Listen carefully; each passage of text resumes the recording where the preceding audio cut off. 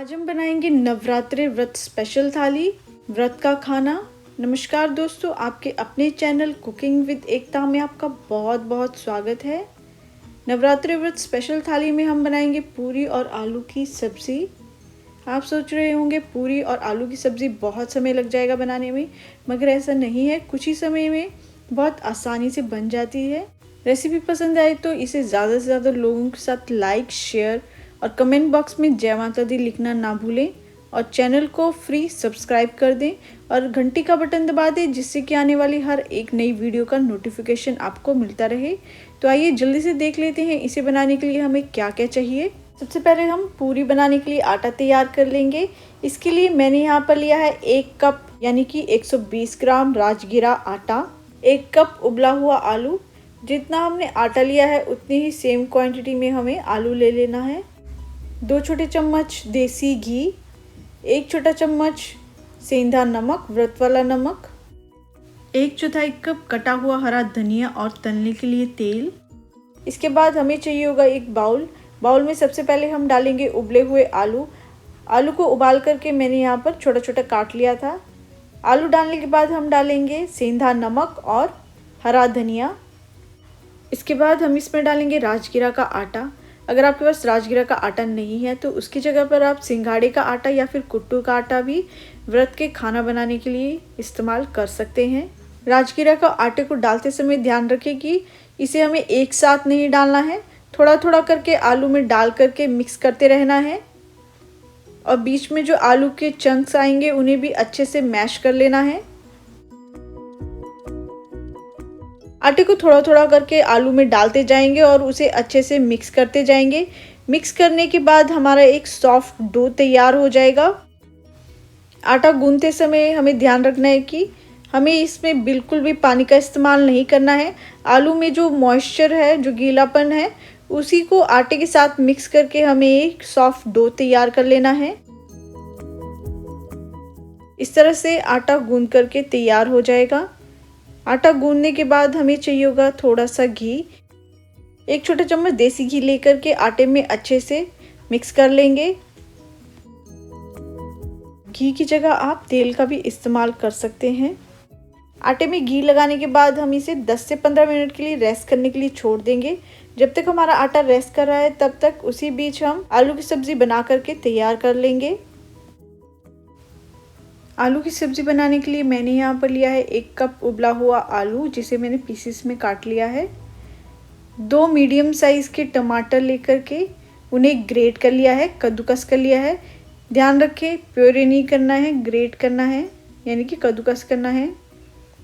1/4 cup कटा हुआ हरा धनिया, 2 बड़े चम्मच देसी घी, 1 छोटा चम्मच धनिया पाउडर, 1 छोटा चम्मच हल्दी, 1 छोटा चम्मच सेंधा नमक, 1 इंच अदरक के टुकड़े को ग्रेट कर लिया है, छोटा छोटा काट लिया है। 2 हरी मिर्च कटी हुई, 1 बड़ा चम्मच सूखा धनिया जिसे दरदरा मैंने कूट लिया है। तो आइए चलते हैं, जल्दी से आलू की सब्ज़ी तैयार कर लेते हैं। उसके लिए गैस को हम मीडियम फ्लेम पर ऑन करेंगे। पैन या कढ़ाई जिसमें भी आपको आलू की सब्ज़ी बनानी है उसे गैस पर रखेंगे और उसमें डालेंगे हम 2 बड़े चम्मच घी की जगह पर आप तेल का इस्तेमाल भी कर सकते हैं, मगर घी से बहुत ही बढ़िया फ्लेवर आता है। घी को मेल्ट होने देंगे। ध्यान रखें, घी को मेल्ट होते समय हमें गैस को मीडियम फ्लेम पर रखना है, हाई फ्लेम पर घी जल सकता है। घी मेल्ट हो चुका है। अब हम इसमें डालेंगे दरदरा कुटा हुआ सूखा धनिया। सूखा धनिया डाल करके हम इसे 10 से 15 सेकंड के लिए भून लेंगे। इसके बाद अदरक और हरी मिर्च डाल करके इसे भी हम 10 से 15 सेकंड के लिए भून लेंगे। आप चाहें तो हरी मिर्च की जगह सूखी लाल मिर्च या फिर लाल मिर्च का पाउडर भी डाल सकते हैं। कश्मीरी लाल मिर्च के पाउडर के डालने से बहुत ही बढ़िया कलर आता है। इसे भूनने के बाद हम इसमें डालेंगे ग्रेट किए हुए टमाटर। टमाटर को अच्छे से मिक्स करने के बाद 2 से 3 मिनट के लिए मीडियम आंच पर पका लेंगे। इसके बाद हम इसमें डालेंगे हल्दी, धनिया पाउडर और नमक। इसे अच्छे से मिक्स कर लेंगे और इसे 5 मिनट के लिए और पका लेंगे, जब तक कि हमारे टमाटर अच्छे से गल नहीं जाते।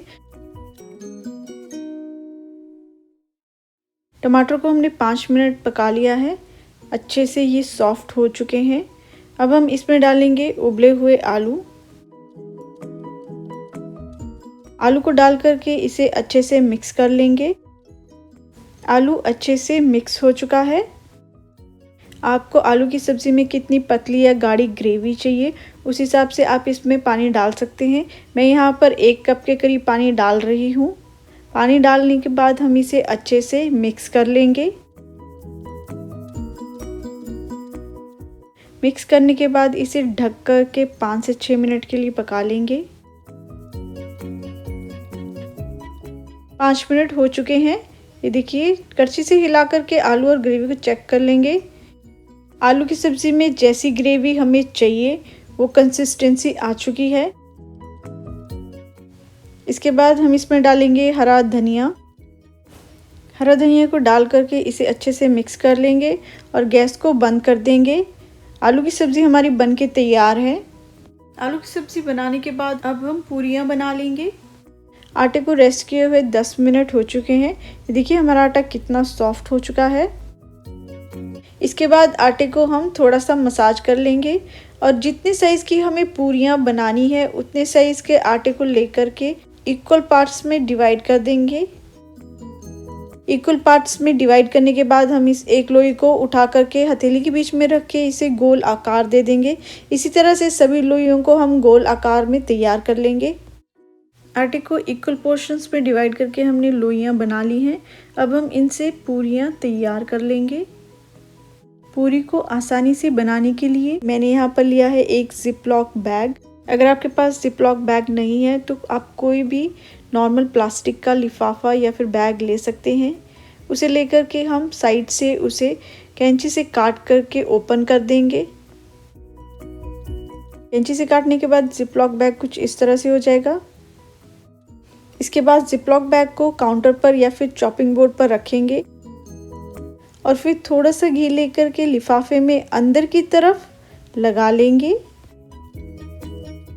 उसके बाद पूरी की एक लोई ले लेंगे और उसे लिफाफे के अंदर जहां हमने घी लगाया है उधर रखेंगे और फिर लिफाफा बंद करके ऊपर से हल्के हाथ से प्रेस करके पूरी का आकार इसे दे देंगे। ध्यान रखिए, पूरी जो हम बना रहे हैं उसे हमें थोड़ा मोटा ही रखना है। ये देखिए, इस तरह से हमारी पूरी बनके तैयार हो जाएगी। इसी तरह से हम बाकी की बची हुई लोइयों की भी पूरियां बना लेंगे। इस तरीके से बहुत ही आसानी से कम समय में पूरियां बनके तैयार हो जाती हैं। बढ़िया क्रिस्पी फुली फुली पूरियां बनाने की टिप यही है कि हमें बेलते समय इस पूरी को एकदम पतला नहीं बेलना है, हल्का सा मोटा रखना है। इस तरीके से सभी पूरियों को हमने तैयार कर लिया है। इसके बाद हम इन्हें फ्राई कर लेंगे। फ्राई करने के लिए मैंने यहाँ पर लिया है एक पैन और गैस को हाई फ्लेम पर ऑन कर दिया है। पैन में हम तेल डाल देंगे। तेल को अच्छे से गर्म होने देंगे। तेल अच्छे से गर्म हो चुका है। अब हम इसमें पूरियाँ डाल करके तलना शुरू करेंगे। दोस्तों ध्यान रखें, पूरियों को तलने के लिए जो तेल है वो अच्छे से गर्म होना चाहिए। तेल अच्छे से गर्म होगा तभी हमारी पूरियाँ फूलेंगी और बढ़िया बनेंगी। नहीं तो ठंडे तेल में अगर आप पूरियाँ तलना शुरू कर देंगे तो वो पूरियाँ फूलेंगी भी नहीं, अच्छी भी नहीं बनेंगी और तेल भी ज़्यादा सोख करेंगी। ये देखिए हमारी पूरी बन के तैयार हो गई है। कितनी बढ़िया फूली है, बहुत ही क्रिस्पी बनी है। इसी तरह से हम बाकी की पूरियों को भी फ्राई कर लेंगे।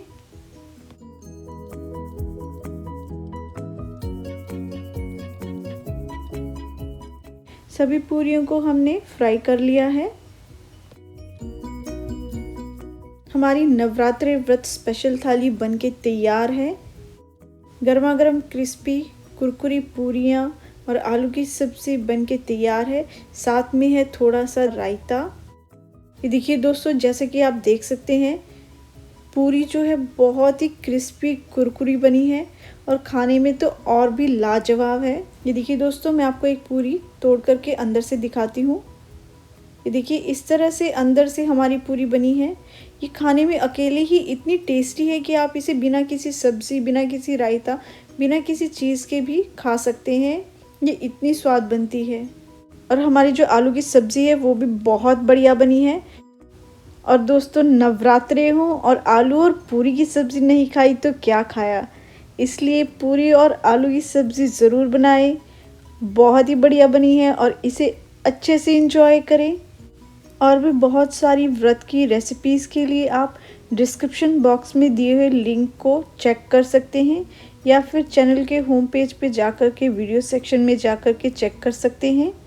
रेसिपी आपको पसंद आई तो इसे ज़्यादा से ज़्यादा लोगों के साथ लाइक शेयर और चैनल को सब्सक्राइब कर दें। सब्सक्राइब करना बिल्कुल फ्री है और बेल आइकन का बटन दबा दें जिससे कि आने वाली हर एक नई वीडियो का नोटिफिकेशन आपको मिलता रहे। अपना कीमती समय देने के लिए बहुत बहुत धन्यवाद। Thanks for watching. Happy cooking.